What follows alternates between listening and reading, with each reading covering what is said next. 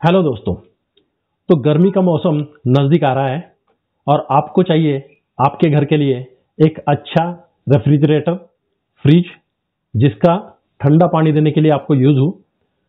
तो मैंने as usual काफ़ी सारा रिसर्च किया, ऑनलाइन और ऑफलाइन शॉप्स विजिट किए, ब्रांड्स ढूंढे कौन से अच्छे हैं, क्यों है अच्छे, सिंगल डोर लेना चाहिए, डबल डोर लेना चाहिए, क्या कैपेसिटी होना चाहिए।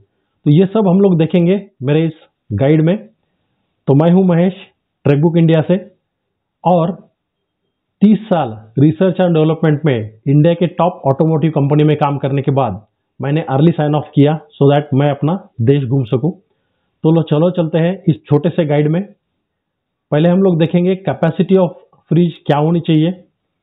सो इन जनरल गाइडलाइंस में आपको बता रहा हूं कि सिंगल पर्सन रहेगा तो 50 to 80 लीटर्स फ्रिज सफिशिएंट है। अगर तीन का फैमिली रहेगा तो 150 लीटर्स टू 250 लीटर्स।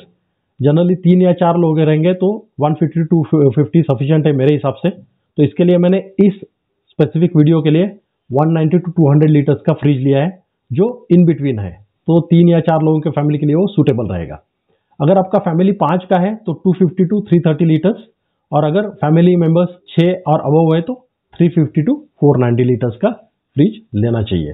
अगेन जैसे जैसे कैपेसिटी बढ़ता है वैसे सिंगल डोर का डबल डोर हो जाता है। अभी तो आज हम लोग सिर्फ सिंगल डोर की बात करेंगे क्योंकि अपना कैपेसिटी वैसे 200 लीटर्स तक ही है, और दूसरी बात है बजट भी अच्छा रहेगा अपना। सेकंड इज ब्रांड कौन सा अच्छा है। तो सिंपल है, अगर आप मार्केट शेयर ऑफ रेफ्रिजरेटर इन 2021 देखें, मैंने स्टैटिस्टिका का वेबसाइट से इंफॉर्मेशन लिया है, तो आता है एलजी का मार्केट शेयर है 31%, सैमसंग का है 29%, वर्लपूल का है 18%, गोदरेज है 14% एंड हेयर का है सिर्फ 6%, और बाकी के तो उसके नीचे ही आते हैं। तो मैंने क्या किया है, ऑब्वियसली टॉप ब्रांड्स रहते हैं उसका एक बेनिफिट भी होता है कि उनके servicing all over India available रहते हैं। जैसे हेयर का आप देखें तो 6% मार्केट शेयर है, तो उनका सर्विस नेटवर्क सिर्फ टीयर 1 सिटीज में है। तो डेफिनेटली आई वांट ऐसा रेफ्रिजरेटर हो कि जो सर्विस कहीं भी इंडिया में हो सके, इसलिए मैंने एलजी, सैमसंग, वर्लपूल और गोदरेज इनके फ्रिज सिलेक्ट किए 190 टू 200 लीटर कैपेसिटी में। Third is fitment and function. So important है कि डायमेंशंस क्या है, उसका सेफ क्लीन बैक है क्या, उसका भी मैं आगे बताऊंगा आपको। टेक्नोलॉजी कौन सी यूज होती है, एंटी फंगल टेक्नोलॉजी बोलते हैं लोग गैस्केट में, और सोलर कंपेटेबल रेफ्रिजरेटर ये एक टर्म नई आई है, तो उसके बारे में मैं बात करूंगा। तो चलो चलते हैं वन बाय वन डिटेल्स में। सो सिंपल एज यूजुअल मैं एक परव्यू देना चाहता हूं कि जिसमें सब रेफ्रिजरेटर आपको डायमेंशंस दिखाए हैं मैंने, डायमेंशन एज वेल एज मैंने एक फोटोग्राफ डाला है ये नीचे, ये बैक साइड का। ना इसका इंपॉर्टेंस मैं आपको बताऊंगा। पहली बात तो है कि डायमेंशंस, तो फ्रिज ऑर्डर करने से पहले ये जरूर देखें कि डायमेंशंस क्या है, नहीं तो क्या हो जाएगा, अपने इंडियन किचन्स इतने बड़े भी नहीं होते और जगह नॉर्मली कॉर्नर में सिलेक्ट की जाती है। तो यू मस्ट सी कि फ्रिज आपका लेंथ, विड्थ और हाइट में वहां बैठ रहा है कि नहीं बैठ रहा है। तो पहले डायमेंशंस आपको जरूर देखना है, this is most important thing. Second thing is back side कैसा है, सेफ क्लीन बैग जिसको बोलते हैं। अगर यहाँ आप देखें तो this is safe clean bag, यहाँ भी देखिए आप सैमसंग का तो सेफ क्लीन बैग है, बाकी के जो है उनमें क्लीन बैक नहीं है। तो इसका मतलब क्या है या आपको क्यों देखना चाहिए, बिकॉज सपोज जैसे मेरे जमाई है इंडियन नेवी में, तो उनका हमेशा ट्रांसफर होते रहता है एक 2 या 3 साल में मैक्सिमम, तो हमेशा उनको ये ट्रक में लोड करना है और दूसरी जगह लेके जाना है। तो देखिए अगर इस टाइप का बैग रहेगा जिसमें एकदम प्रॉपरली क्लीन बैग रहेगा तो ट्रांसपोर्टेशन में डैमेजेस नहीं होगा। लोग बोलते हैं कि ये तो पीछे जाने वाला है, जब आप फ्रिज रखते हो तो कॉर्नर में आप रखते हो तो ये दिखने वाला तो है नहीं है। आपका बराबर है, ये दिखने वाला नहीं है कभी भी, बट एग्जैक्टली इसका इंपॉर्टेंट फंक्शन रहता है जब आप ट्रांसपोर्ट करते हो फ्रिज को, तब ये बहुत इंपॉर्टेंट रहता है, डैमेजेस नहीं होते। सो दैट इज वाई जिनका जॉब है शिफ्टिंग का, जिनको ज्यादा जॉब में या नौकरी में यहाँ से वहां जाना पड़ता है, उनके लिए आप ध्यान में रखें कि रेफ्रिजरेटर ऐसा सिलेक्ट करें जिसका क्लीन बैक हो। This is my opinion again. इस टाइम मैं क्या करने वाला हूँ, ये इमेजेस वीडियो में पढ़ना बहुत, डायमेंशंस एंड एवरीथिंग बहुत डिफिकल्ट हो जाता है, तो मैं इसका एक पीडीएफ बनाऊंगा और पीडीएफ ट्रेकबुक.in वेबसाइट पे अपलोड करूंगा, जिसका लिंक मैं डिस्क्रिप्शन में दे दूंगा। तो आप वो क्लिक करके बाद में पीडीएफ डाउनलोड कर लेना, जूम करके आप हर चीज़ आसानी से देख सकते हो। तो this is a improvement this time I am doing. तो डायमेंशंस हो गए, सेफ क्लीन बैग का इंपॉर्टेंस हो गया। ब्रांड्स तो मैंने ऑलरेडी बताया कि मैंने ये ब्रांड्स क्यों सिलेक्ट किए हैं, because these are the top selling brands. Service network will be available all over India. अब चलते हैं इमेजेस कंपैरिजन अगेन, कि ओपन करने के बाद कंपार्टमेंट्स कैसे हैं। तो एट अ टाइम अगर सब आप इमेजेस देखेंगे तो आपको ध्यान में आएगा कि कौन सा रेफ्रिजरेटर आपके लिए ज़्यादा अच्छा है। अब इसमें एक है इंपॉर्टेंट चीज़ की ट्रे। अब आप देखेंगे गोदरेज में ट्रे दिया हुआ है, वर्लपूल में ट्रे दिया हुआ है एंड एलजी में भी ट्रे दिया हुआ है। तो ट्रे का भी एक इंपॉर्टेंस है कि आप कुछ चीज़ें हैं जैसे पोटैटो है, ओनियंस है, ये फ्रिज के अंदर तो नहीं रखेंगे, तो definitely they can be stored under the fridge. तो ये बहुत अच्छा काम करता है। सेकंड इंपॉर्टेंट पॉइंट मैंने यहाँ दिखाया हुआ है, जो एंटीबैक्टीरियल गैस्केट हम लोग बोलते हैं, वो कौन कौन से फ्रिज में है। तो almost all the models have that facility. तो मैं एक छोटा सा वीडियो दिखाऊंगा कि ये कैसे गैस्केट निकालते हैं, मेरे खुद के फ्रिज में हो निकाल के मैं आपको दिखाऊंगा, और इसका थोड़ा एक्सप्लेनेशन भी मैं बाद में देने वाला हूँ। तो सभी फ्रिज में एंटीबैक्टीरियल गैस्केट अवेलेबल है। सभी फ्रिज का लेआउट आप एक ही स्लाइड में देख सकते हैं, बाद में डाउनलोड करके आराम से पीडीएफ में आप देख सकते हैं। ठीक है, अब आते हैं अपना स्टैंडर्ड कंपैरिजन चार्ट में, जहां एट अ टाइम आपको सभी दिखाई देगा कि एग्जैक्टली कौन सा रेफ्रिजरेटर में क्या प्लस और माइनस पॉइंट है। सो पहला लाइन है, वहां मैंने ब्रांड और कैपेसिटी इन लीटर्स दिखाया हुआ है। सेकंड में एनर्जी रेटिंग दिखाया, 2 star, 3 star, 4 star, and indicative price मैंने दिखाया हुआ है यहाँ थर्ड रो में। ये price as of today that is 22 February 2022 में है। Prices keeps on changing. तो आप क्या कर सकते हैं, वीडियो के डिस्क्रिप्शन में मैंने अमेजॉन और फ्लिपकार्ट दोनों के लिंक्स दिए हुए हैं, आप उनको क्लिक करके डायरेक्टली वेबसाइट पे जाके लेटेस्ट प्राइस चेक कर सकते हैं। ठीक है, अब क्या होता है कि कैपेसिटी जब बोलते हैं तो 192 लीटर सपोज सैमसंग का है, तो ये कैपेसिटी रहती है ओवरऑल फ्रिज की कैपेसिटी। बट नेट कैपेसिटी और यूजेबल और स्टोरेज कैपेसिटी जो है वो मैंने ब्रैकेट में दी है हर फ्रिज की। तो क्या हो जाएगा, आपको आसानी से ध्यान में आएगा कि एक्चुअल यूज आपको कितना लीटर्स का कैपेसिटी मिलने वाला है। So that you know you are focused. नहीं तो कोई बोलेगा 190 लीटर्स का फ्रिज है, इसका मतलब ये नहीं कि 190 लीटर्स टोटल कैपेसिटी है। थोड़ी सी कम कैपेसिटी रहती है स्टोरेज की because of all the pop insulation and internals. ठीक है, देन फ्रिज एंड फ्रीजर का कैपेसिटी। तो मैंने इसमें आप देख सकते हैं एज यूजुअल मेरा स्टाइल है, जहां मैं ग्रीन हाईलाइट करता हूं वहां मुझे लगता है कि ये पॉजिटिव चीज है इस मॉडल की, स्पेसिफिक मॉडल की। जहां मैं कुछ रेड या पिंक हाईलाइट करता हूं वहां मैं कुछ बोलता हूं कि यहाँ कुछ निगेटिव या इंप्रूवमेंट, और compare to other model something is not there. तो पहला पॉइंट ग्रीन आया हुआ है अपना फ्रीजर कैपेसिटी। तो गोदरेज का जो 190 लीटर्स का जो फ्रिज है उसमें 27.2 लीटर का हाईएस्ट फ्रीजर कैपेसिटी है। तो ये ध्यान में रखिए, आपको अगर ज्यादा कैपेसिटी फ्रीजर का चाहिए तो ये मॉडल आप सिलेक्ट कर सकते हैं। जैसे वर्लपूल का आप देखेंगे 200 लीटर का फ्रिज है, 200 लीटर, बट उनका कैपेसिटी सिर्फ 14 लीटर है, which is very very low. तो आपको ये ध्यान में रखना चाहिए कि जब आप सिलेक्ट करें तो क्या आपको ज्यादा इंपॉर्टेंस है। अगर आपको फ्रीजर ज्यादा नहीं लगता है तो डेफिनेटली वर्लपूल जैसा बड़ा ये है जिसका फ्रीजर कैपेसिटी कम है, वो आपको यूजफुल हो जाएगा। बट अगर आपको फ्रीजर का ज्यादा जरूरत है, चिलिंग ट्रे का ज्यादा जरूरत है, तो you can go for Godrej. Next point is consumption, power consumption in terms of units per year. तो ये मैंने यहां दिया हुआ है। तो 2 स्टार, 3 स्टार, 4 स्टार जब हम बोलते हैं तो एग्जैक्टली क्या डिफरेंस है। तो पावर कंजम्पशन, जितने स्टार रेटिंग ज्यादा है एनर्जी कंजर्वेशन के, तो उतना आपका पावर कंजम्पशन कम रहेगा।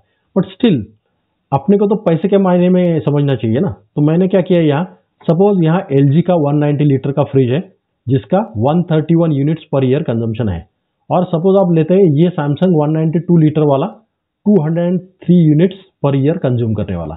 इसका मतलब क्या है कि इसका जो नंबर ऑफ यूनिट्स है वो ज्यादा कंज्यूम होगा।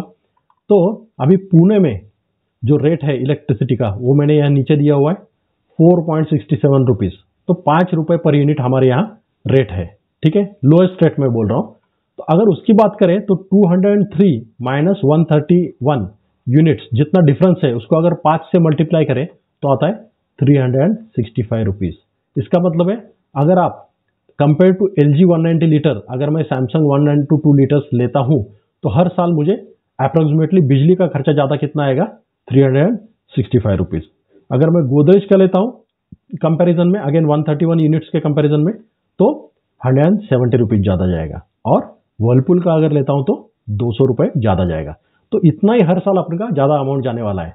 तो ये एनर्जी स्टार रेटिंग जो है वो थोड़ा सा आपको सोचना चाहिए कि उसके लिए आप कितना पैसा ज़्यादा दे रहे हैं, वो भी देखना चाहिए।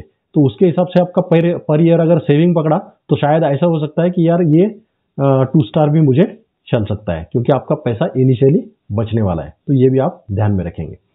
Next point is inverter compressor. अच्छा, इसमें मैंने इसके लिए ये 2 ग्रीन हाईलाइट किए हुए क्योंकि इनका एनर्जी कंजम्पशन LG 190 लीटर और सैमसंग 198 लीटर का ओनली 131 यूनिट्स है, तो बहुत कम है। तो आप अगर एनर्जी के लिए चाहते हैं और कम इलेक्ट्रिसिटी यूज करना चाहते हैं, या आप इन्वर्टर पे ज़्यादा यूज करने वाले हैं, तो आप ये 2 मॉडल्स के ऊपर जा सकते हैं। Inverter compressor, if you can see every model has got inverter compressor. आजकल जो ट्रेडिशनल कंप्रेसर है वो रिप्लेस हो चुके हैं और इन्वर्टर कंप्रेसर आ चुके हैं। तो इससे क्या होता है कि आप जनरली घर में जो बैटरी बैकअप रहता है उसके ऊपर भी ये रेफ्रिजरेटर चला सकते हैं। And most of these will also work on solar inverter. तो सोलर कंपेटेबिलिटी के बारे में मैं बाद में बात करने वाला हूँ, ठीक है। All have got glass shelves, यहाँ देखेंगे आप। तो मैंने जस्ट ये capacity in terms of weight, कितना वेट वो लेने वाला लिखा हुआ है।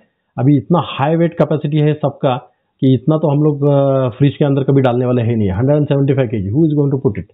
सो forget about it, just toughen glass है, सेफ है, इतना ध्यान में रखिए। सभी में डिफ्रॉस्ट मैनुअल है इन सब मॉडल्स में। तो मैंने सिर्फ ये लास्ट 2 मॉडल्स हाईलाइट किए, इसमें ई डिफ्रॉस्ट अवेलेबल है। अब ई डिफ्रॉस्ट सैमसंग में है, वो क्या है? तो आप फ्रिज के फ्रंट पैनल के ऊपर एक बटन बाहर दिया हुआ है, जो दबाएंगे 3 सेकंड के लिए तो ये डिफ्रॉस्ट हो जाएगा। That's the only change. बाकी के फ्रिज में, जैसे सैमसंग, गोदरेज के बाकी के जो मॉडल्स मैंने दिखाए ये वाले, इसमें एक बटन रहेगा, फिजिकल बटन, वो दबाना पड़ेगा।